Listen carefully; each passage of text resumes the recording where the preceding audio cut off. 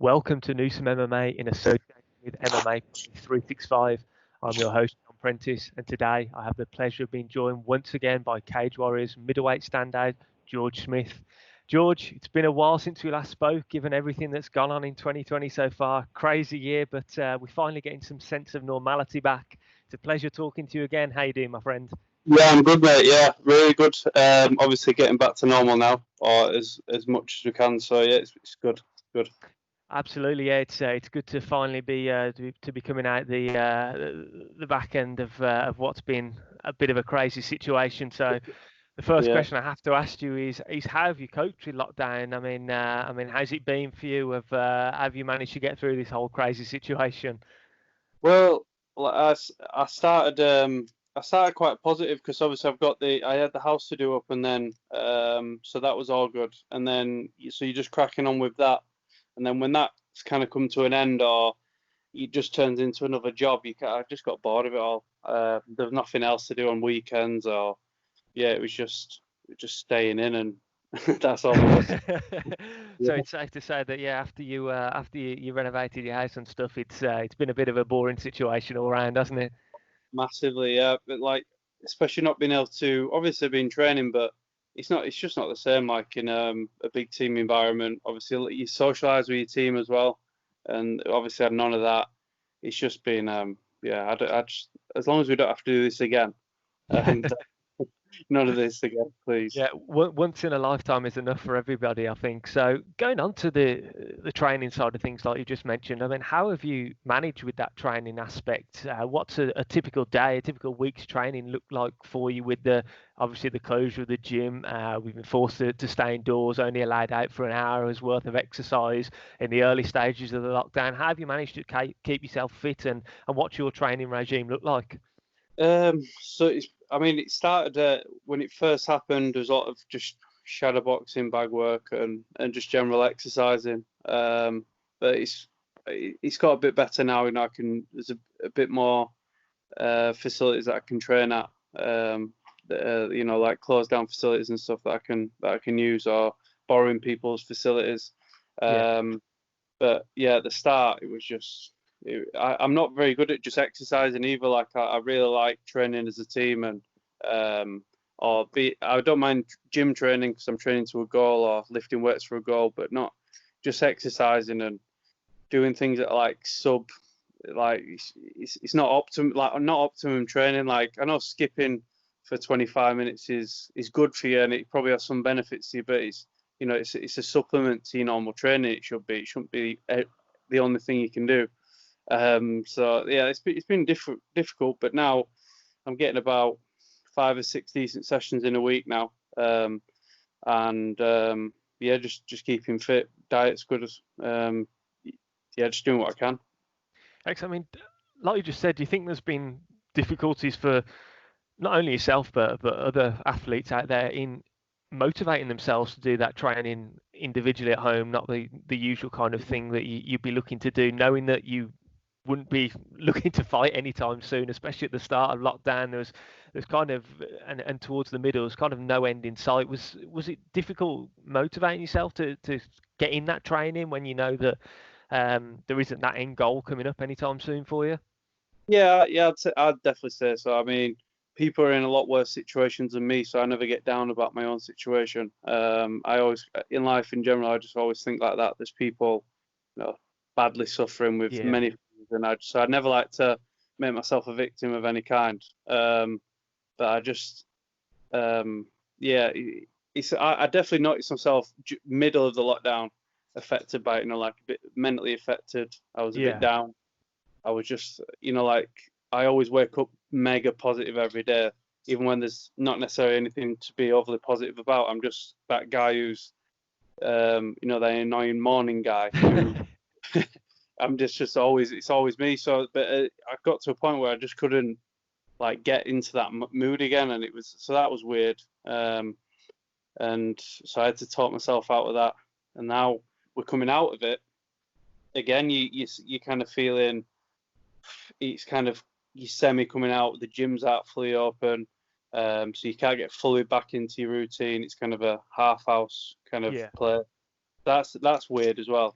But yeah, it's I definitely found it tough to motivate myself to do just the exercising and just things that you, like I said, they're not optimum training. They're just keep fit exercises, and it's not what I'm in it to do. So that got me down a bit, but yeah, like I said, many people are in much worse situations than me. Yeah, very true. I mean, it's been a tough situation for a lot of athletes, gyms, regional promotions alike. I mean, what knock-on effect do you think this is going to have on MMA within the UK? I mean, do you think it's going to have a big impact? Do you think unfortunately, I've seen news of some gyms closing around the country, over in Northern Ireland as well. We've seen gyms close. Do you think it's going to have a big impact on mixed martial arts within the UK? Yeah, I think it could do, because you've got a lot of gyms. They're not, like, I can't speak for every gym, but like SBG's got a lot of members. It's in the city centre. It's probably, it's a busy gym. Yeah. But then you look at small town gyms that, it's a good night if they've got 10, 15, 20 on the mats. And they're not raking it in.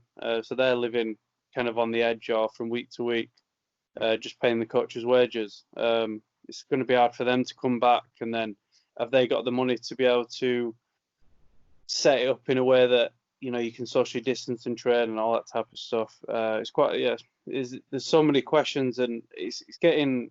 You don't know what people's behaviours are going to be like when they come back. Are they going to want to come and train in a sweaty gym with 100 other people on the mats or whatever? Are they going to want to do that?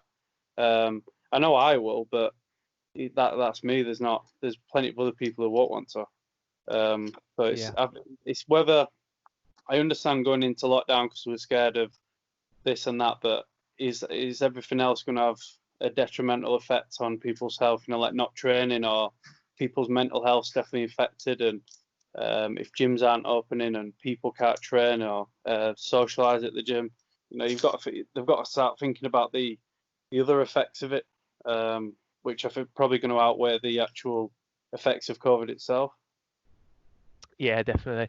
I mean, there is some light at the end of the tunnel. The government have announced that gyms are looking to reopen from the end of this month. I mean, just how much of a boost is that, both mentally and the fact that people can finally get back out and train with some kind of normality? I mean, have you spoke to the team at SBG? Have they got their plans to open back up yet? I think so. Yeah, we've got a few things. Obviously, speaking to Matt, and I'm obviously buzzing about the news, because even if there's even seeing like weightlifting gyms or something open it's a start. So, and there's obviously people training in groups together again, and I think that just seeing that in the news was a good news story. I think it's a bit too far away though. Well, we've got 2 weeks to wait. Yeah, it's about 2 or so weeks. I think it's towards the end of the month, isn't it? So still a little bit of time to wait, but we're slowly getting there, thankfully. Yeah, getting there, and it's obviously a good news story for everyone. But yeah, I think from everyone who I speak to at the gym, everyone's buzzing to get back. Everyone wants to be back now, and so the sooner that can come round, the better, obviously. Yeah, I can't wait. To get.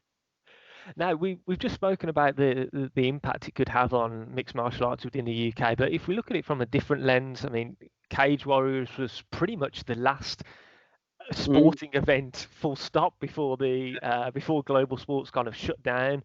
Obviously, the UFC then was one of the first big global sporting organisations to be back and put on events, and they've had events almost weekly for the last couple of months now. I mean, in the long term, do you think those things are going to help this sport? Do you think we're going to have brought in some new viewers that are just desperate for a sporting fix and have turned on mixed martial arts for the first time and seen that Cage Warrior was going when nothing else was, and the UFC was back up and running when nobody else was? Do you think in the long run we could have gained some new fans from all this?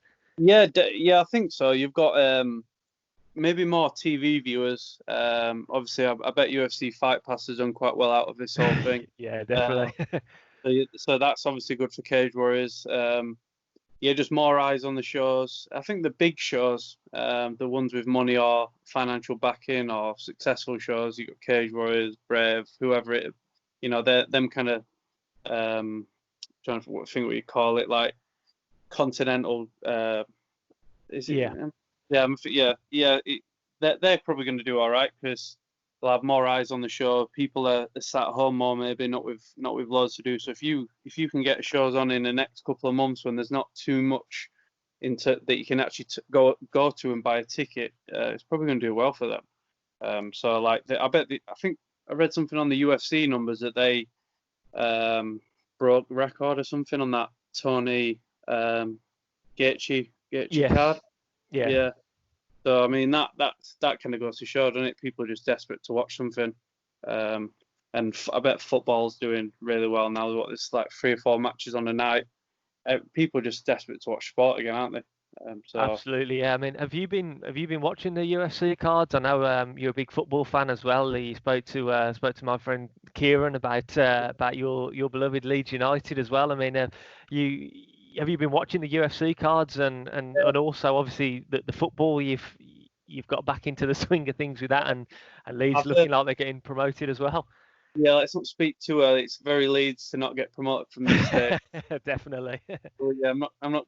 But yeah, no, it's good to watch. I've been watching more MMA than I ever have, to be honest. I think usually I like to get home from the gym and I watch maybe something that I'm specifically looking at, tactically or skill wise. Yeah. But now it's just generally just watching as much as I can. I've like rewatched Ultimate Fighters. I've rewatched like loads of UFC cards. Watch. Yeah, it's just the amount of MMA and UFC. The UFC I've watched. It's getting ridiculous now. But it's because usually I want a bit of a break from it, but now I'm just dying for it. So just as much as I can get in, the better. But yeah, football. Like when I'm in on the evening, I'll finish training. I'm watching every match I can, to be honest. I mean, speaking of UFC events, we've got a huge event tomorrow night. I mean, at the time of recording here, we're Friday evening. Tomorrow night we've got UFC 251. Are you going to be watching that? And if so, what are your predictions for the card, man? Usman versus Masvidal. It's going to be fun, isn't it? Yeah, I was watching the Ultimate Fight with Usman, and the yes. Yeah, the team versus team, Blackzilians versus Blackzilians, yeah. Yeah, and it shows the rise of him, to be honest. I think he was 27 and 5-1 when he went into the show. Then it was like 7 years later or something. He's on this big show and is probably one of the most dominant champions that the UFC's got. He looks that way anyway, doesn't he? He certainly does. Yeah, and I think people get carried away with Masvidal because he's very marketable and everyone seems to like him as well. I like him, but I think Masvidal's played some blinding like mental games on us. I think that can play a factor because I mean he's acted like he's not had a training camp when it's reported that he's had a full training camp. Yeah. And like with Poirier was training with him every day for his training camp, and he's trained. Yeah, he's treated it like he was fighting on this show, basically. Yeah, he's got some high-level wrestlers in as well, hasn't he? From if the reports are to be believed, he's been training with some good wrestlers over there in the States as well. So he looks like he's geared up for his opponent. Yeah, I think he's almost he's a good. I think he's a good wrestler. He's just a very good mixed martial artist. He's not a weak wrestler anywhere. It's whether he can put his hands together, stuff enough takedowns to get his hands off enough in the round. Because Usman is that good and he's that composed as well. Like if he gets hurt, he doesn't seem to get flustered. That performance against Covington as well. You saw his gas tanks is unbelievable. Yeah. They pushed a pace, and they seem to be able to push a pace against anyone. So if I don't know, Masvidal, can he keep with that pace? So throwing power into the fourth and fifth. It's intriguing. It certainly is, yeah. I mean, it's definitely one of those ones where people are thinking, is Usman just going to take him down and hold him there? will That's Masvidal be able to avoid the takedown and light him up on the feet? But I mean, there's so many different variables in this fight. I think that's what makes it so intriguing. Yeah, I think a lot of people, like I get quite into like the emotions of a fight, so I quite like, I do get excited about someone like Masvidal who can sell a fight. Yeah. But then some more level-headed people I speak to will just say to me, George Usman's going to win. That's just how it is. Like he's gonna take him down, he's gonna wear him down, and he's gonna do just what he does. But they're more sensible than me, so I just don't know I don't know what to think, to be honest. I'm on the fence here. Lucky for us, we just get to watch it and enjoy, and don't have to worry about the outcome too much. That's it. Yeah, we've not got a horse in the race or whatever. Just a good fight. But I think the card in general is pretty good. It certainly is. Yeah, I mean, 3 title fights. We've got Aldo against Jan, and we've also got that's going to be a great fight. And we've got another title fight, haven't we? I can't think off the top of my head who else we've got. I should know that. Rose versus. Yeah, we've got Rose against Jessica Andrade as well, haven't we? Yeah, so that's a good fight. Yeah, I mean, I don't know as much about like the lightweights and the female divisions and stuff. Obviously, I watch them, and but I'm not. But from welterweight up to welterweight, middleweight, I watch obviously a lot more of, and lightweights and stuff. I just don't know how Aldo's going to do it. Is it bantam he's fighting at now? Yeah, he's fighting a bantamweight. Yeah, he actually, interestingly, said that it was easier to cut down to bantamweight than it was for his featherweight cut. That's just reminded me. The other title fight is, of course, a featherweight belt. How could we forget Max Holloway against Alexander Volkanovski as well? So they've definitely stacked this card for us, haven't they? Yeah, I think that them two fights alone, the bantamweight and the featherweight, they look to be proper. You can't imagine anything other than wars in them two, because is it Volkanovski and Holloway? Yeah, that's going to be a scrap. Aldo versus Jan, I don't think he knows how to have a boring fight. So you can't see anything other than a good card, can you? And I know my good mate as well, Davey Grant's on the undercard. Certainly is, yeah. Also some British interest. Is there any other Brits on this card? No, we haven't got any other. Oh, we've got Danny Henry actually on the card against Makwan Amirkhani as well. All right, yeah. Yeah, so that should be an interesting fight. I mean, there's obviously we haven't seen Danny Henry in there for a while. He lost to Dan Ige in his last fight. I think that was over a year ago now. I think that was back in about March last year. So it'll be interesting to see what adjustments he's made against Amirkhani, who obviously is a really good wrestler as well. So that's going to be a fun fight. Yeah, I think the UFC now, every card seems to have intriguing matchups. Like it's not, and they're coming one after another as well. Yeah, they're coming thick and fast, these events, aren't they? Yeah, and the quality don't seem to be dropping either. I think it's just mad, isn't it? It's like they must have so many fighters on the roster now that can headline, and they don't really have them big star names, like a Conor. Obviously Jones hasn't fought in a long while, but I don't know if you call him like a big pay-per-view draw or whatever in the UK, but for like the actual MMA fans, people who watch it regardless of whether Conor's fighting or not, it's been really good at the minute for them. It certainly has. Yeah, it's been. I mean, some of the matchups they've put on have been sensational. And talking about matchups, a couple of weeks ago, Graham Boylan announced that they're going to be having a triple header, Cage Warriors on their return in September. The plan is to have events on the Thursday night through to Saturday. I've got no doubt that you put your name in the hat to get on one of those cards?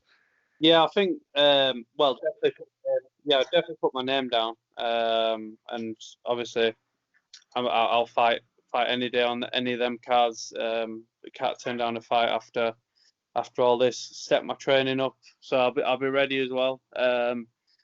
But yeah, I'm buzzing to be back. I think it's good. Obviously, good at Cage Warriors to try and get some shows together to get the contracted guys out. So it's been a long while now. Was it March March. Yeah, March was the last event. Yeah.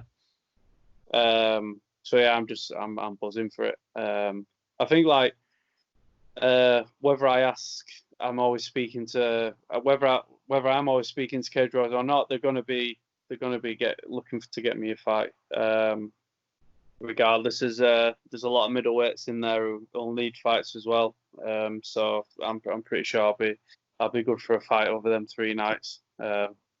Yeah, see what Ian Dean comes up with. I was just about to say, have you had any discussions with Graham or Ian Dean over potential opponents, or is it just give me anybody? I think yeah, that's how I feel about it. Just give me anybody, and but there's so many middleweights in there that are contracted. There's a lot of good fights there, but yeah, I'll have any fight, to be honest. Any of them guys, I'm just not bothered. Yeah, I don't know. Any guy you think in your head as a potential opponent, it'll be who they're thinking, I'm sure. Do you know what I mean?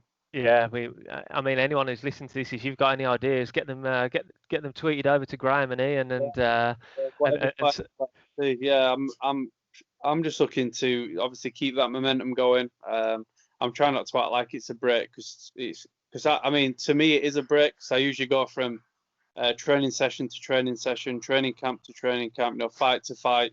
I had 5 fights in 12 months this last year, so as a pro, obviously a lot, isn't it? So I mean, I'd love to have 5, 6. I don't even, just keep them coming. And that your last fight came just before lockdown. That was in March. Your first round win over Lucas Marcinkowski. Won that via armbar. I know that must feel like one hell of a long time ago to you now, but I mean, did that fight pretty much go perfectly to plan for you? Got him out of there in the first round without taking too much damage. Fantastic finish.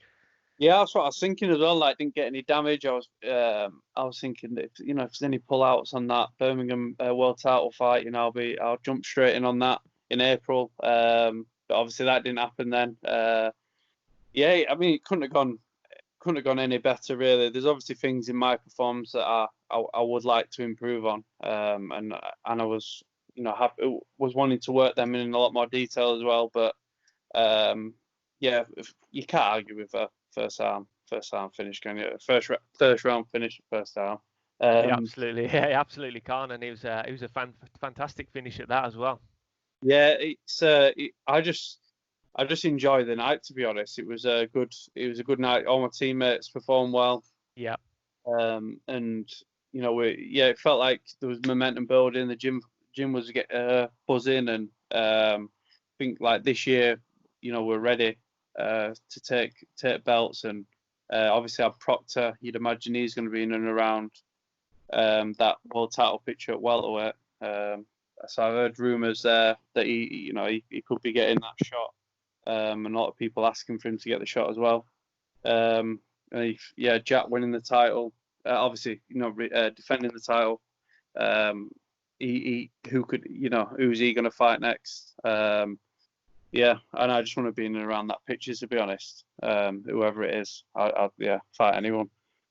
Now, if you do get this fight, which you're hoping for in September, what does the remainder of 2020 look like for you? Let's go on the basis that we don't have this second wave that people are talking about and further potential lockdown or restrictions. Let's just imagine that we kind of get back to some sense of normality. Do you think you'll be able to squeeze another one in after the fight in September if all goes well, you take no damage, or have you kind of said to yourself, if I get on that card in September, great, and then we'll look towards 2021 and those big aspirations of yours, which I know you've said to me a couple of weeks ago that you were hungry for that middleweight belt. I mean, what sort of timeframes have you put on yourself for the rest of this year? I mean, at the start of the year, I would have said the belt by December this year. And I think Cage Warriors have announced a December card. Around the 11th or something in Manchester. Yeah. So, I mean, I'd imagine I'll be on that one. So, literally anything could happen as well. If there's travel restrictions, obviously it means that the shows can mainly have maybe the British guys on, if that's how it is, or and so yeah, you just don't know, do you? I'd love to get that that belt. But I'm just taking it fight by fight, to be honest. It's like you don't get carried away, and I've got plenty of time as well. Like a lot of these middleweights, they're in the 30s. You know, they need the title shot.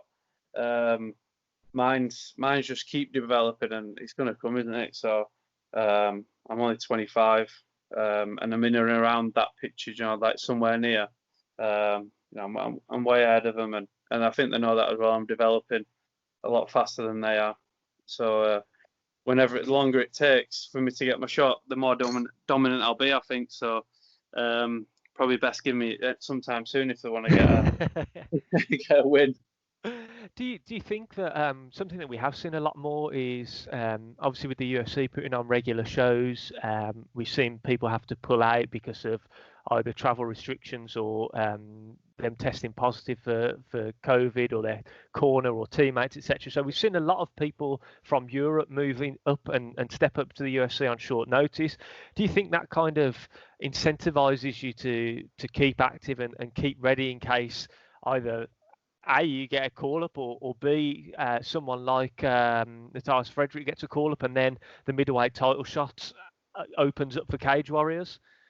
Yeah, that I was listening to Eddie Hearn talk about it, and you know, like the fights before where young prospects, obviously they need like maybe nurturing by matchroom, whatever, in boxing and developing, but when you've got past that development stage, you can't be picking and choosing fights anymore. You've got to take the risks that you wouldn't have normally taken because maybe the opportunities are going to be less. You know, people want to see good fights, so they're tuning in on a Saturday night and they want to see fight after fight after fight. They're not going to be able to have, you know, them little 6-rounders and 4-rounders or whatever. And I think it's going to be an MMA. Like, I think there's going to be you're going to get put into opportunities that may not have been there if it was all normal. And you know, that title shot, you could have somebody pull out with COVID, or you could have, so you know what I mean? It's literally anything could happen now. So there's any possibility could happen, couldn't it? Absolutely, yeah. I mean, we saw it with the UFC the other day, speaking about you've got to take up the opportunity. It was a couple of weeks ago. I can't remember the guy's name off the top of my head, but I think he was 5-0. He had a good wrestling background, and he was the guy who ended up asking his corner in between the rounds to stop the fight. But that just goes to show a guy who's 5-0, obviously you're 5-1 yourself, that the opportunities are coming up in this situation for people perhaps with less experience than they'd expect to get the call up to the UFC, etc. So we are seeing these instances, like you're saying, where people kind of have to take the bull by the horns and say, this opportunity's presented itself, how can I turn it down, kind of thing. That's it. I think a lot of people they financially as well, like people in a lot of different situations, aren't they, now than they might have been in March. Definitely. So like, you know, if you're getting offered 10, 20 times more than what you're currently fighting on, maybe you're going to have to take it. And that's probably in a lot of people's minds. But I just, you know, the money, obviously money is great and everything, but I just want to, I just want to do what's right for me and to get there. And I know I'm better than, you know, a lot of the Cage Warriors middleweights and the European middleweights.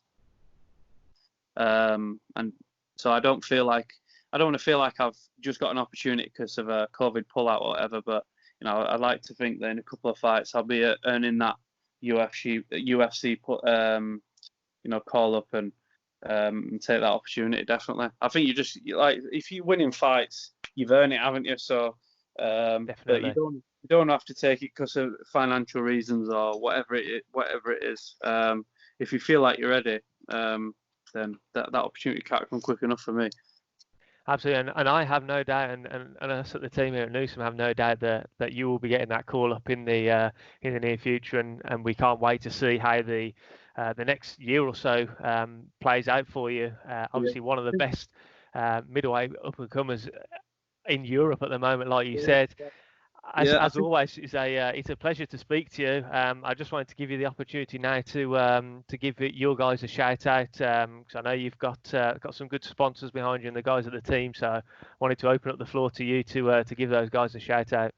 Yeah, so Firstly, obviously through this, Northern Financial Group and Bodril Ahmed supported me.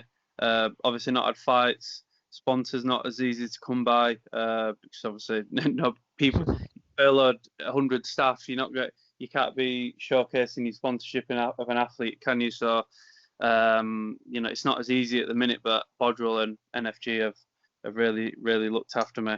And yeah, just can't wait to get back to SBG with the team and stuff. And just Cage Warriors, just give me a good fight, and hopefully can bring a world title fight to Manchester in December or something like that. I'd love that for that Cage Warriors belt. Let's just people tweeting, follow me, Josh Smith MMA, and tweet me, Instagram. Just call out them names that you want to see me fight, and I'm sure Ian Dean will make it.